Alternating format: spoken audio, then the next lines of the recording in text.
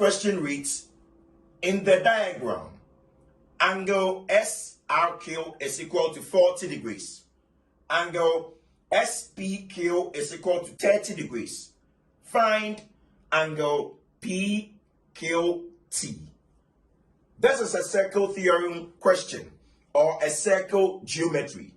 Let us now see how we can solve this particular question systematically to get a final answer the question is asking us to find. To solve this question, as I rightly said from the beginning, this is a circle theorem diagram. Now, since it's a circle theorem question, it means that there is a circle with lines drawn within it to form angles within and outside the circle. So the outline itself is a circle. That is why it's a circle theorem question. If you want to solve a question like this, you need to first of all disintegrate this diagram or picture the diagram into its different sections to be able to unravel the mysteries behind the angles. And these mysteries are called the properties or the characteristics that are going to help us solve this particular question. Now, if I observe this diagram very well, at a point S and at a point Q, we can draw a chord to give us a particular property. For that particular property to be very clear. So if you want it to be clear, we need to put a chord at SQ. Look at the point S and the point Q. Clearly, we can put a chord there. So we will put the chord at SQ. We make it short dashes to differentiate the chord we are introducing from the chord that the examiner or the question has introduced already or has given to us already. I'm trying to say that our chord must be differentiated from the original question's chord. And that is why I'm using short dash lines. Now, this has depicted a particular property. So let me segregate that property for you to see it clearly. Now, if you can observe very well, this diagram can be extracted from the original diagram or the main diagram.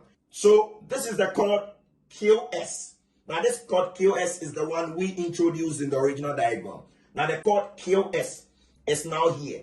If you check, the chord QS is such that it projects to form an angle or subtend an angle at the P on the circumference. And still, it subtends another angle at T at the circumference. So this property is called angles from the same chord to the circumference of the circle in the same segment are equal. I repeat, angles formed from the same chord to the circumference of the circle in the same segment are equal. So in effect, if this angle in the original diagram, angle SPQ, is 30 degrees from the original diagram, then we are also concluding that this angle at P and the angle at T, which is angle QTS, are equal. So this angle will also be 30 degrees. That is to say, the angles are formed from the same chord at the circumference of the circle in the same segment. So both angles are equal. So we can now conclude that angle QTS is equal to 30 degrees since it is equal to the angle SPQ. So you can also put this statement there that angle QTS is equal to angle SPQ, and both of them are equal to 30 degrees. This also makes sense for me. But in conclusion, this part is 30 degrees. So this and this are the same. So we have gotten one angle. Let us continue with more properties to see the angle. Now, considering the next diagram that can be pictured in the original diagram is this particular diagram here. So it means this diagram can be segregated from this diagram. We can separate it here. Now, this is a triangle diagram because the triangle is triangle TQR. That is a triangle. Now, we know property of a triangle. That is to say the properties that combine the angles in a triangle. It says that the sum of all the three angles in a triangle is equal to 180 degrees. That is the property we are looking at. The sum of all the three angles in a triangle is equal to 180 degrees. The angle at SRQ, or you can say TRQ, it is 40 degrees. So we put the angle at 40 degrees. Now we continue to look at the angle that was found at here. That is 30 degrees. Now the angle is QT. That angle was found at 30 degrees from the initial introduction. So you realize that it is 30 degrees, and then let's put that also in the original diagram. Now it is left with this angle at Q. or angle TQR. Now angle TQR plus the angle TRQ plus the angle QTR, they must sum up to 180 degrees. So from that diagram, we can state that the angle TQR, so angle TQR plus angle TRQ plus angle QTR is equal to 180 degrees.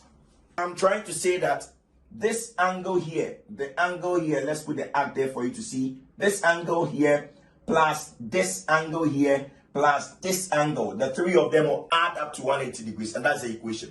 Now angle TQR is the unknown. That is what we are looking for, so we have to maintain that angle. Angle TQR plus angle TRQ. Angle TRQ is here, it's 40 degrees, so we put 40 degrees. Plus angle QTR. Angle QTR is the one here, it is 30 degrees, so we put 30 degrees. Then we equate it to 180 degrees.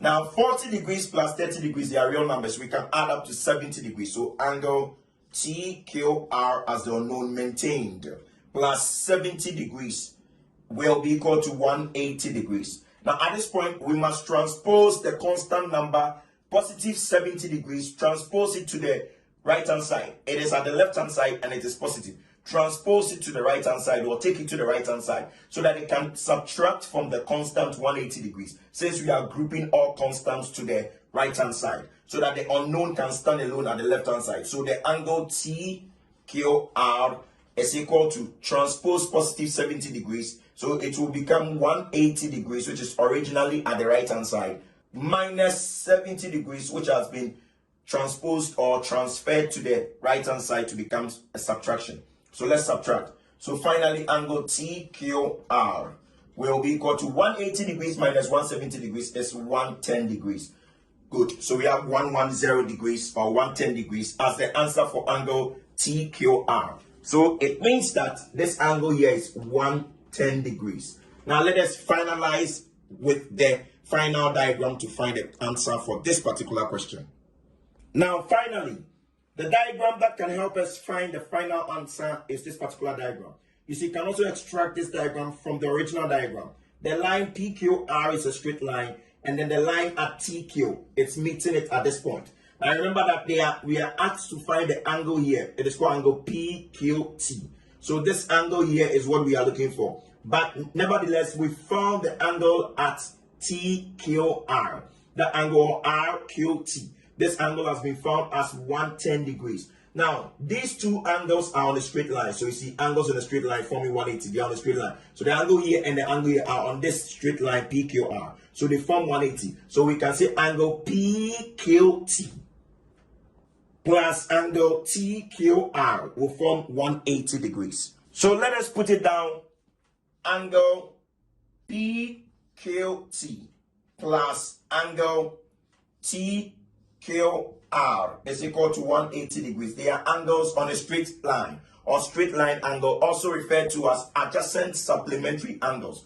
So take note of that. They are adjacent supplementary angles. They sum up to 180 degrees. They are adjacent to each other and they add up to form 180 degrees. So adjacent supplementary angles.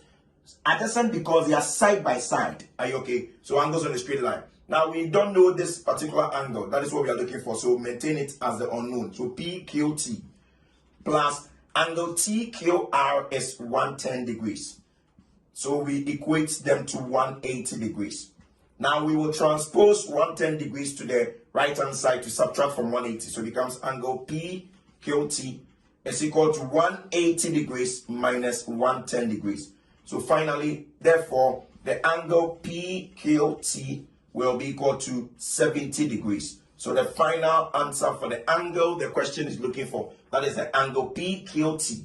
The angle at this point, or from the main diagram, is at this point. That angle is equal to 70 degrees. That's the final answer. So please take note and go through the diagram systematically with all the various parts of the question that helped me to get the various angles leading to the final angle. Take your time and then go through it well. If you have any question or anything, you can also leave it in the comment section, and then we will help you understand the circle theorem. This has been Sir Tony, the mathematics doctor.